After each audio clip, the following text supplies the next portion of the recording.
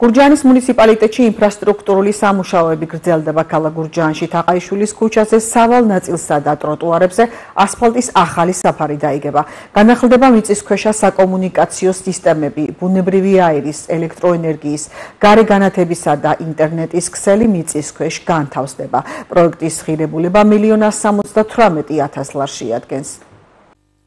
მიმდინარეობს სამუშაოები თაყაიშვილის ქუჩაზე და სანაპიროს ქუჩაზე. ეს ორი ქუჩა ერთ ტენდერშია მოქცეული, მაგრამ დავიწყეთ თაყაიშვილის ქუჩით, ვინაიდან მოსახლეობაა და ჭირს მთლიანად დაკეტვა გზის, ამიტომ ავარიდეთ თავი, რომ ორივე ქუჩა, მაგალითად სანაპიროც და თაყაიშვილიც ერთად დაგვიწყოთ. თვითონ მშენებლები არეგულირებენ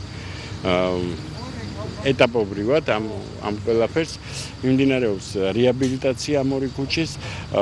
რეაბილიტაციის პირობებში გათვალისწინებულია ყველა არსებული კომუნიკაციის მიწისქვეშ ჩატანა, რა თქმა უნდა, სანიაღვრე სისტემები და ასფალტო-ბეტონის საფარის მოწყობა.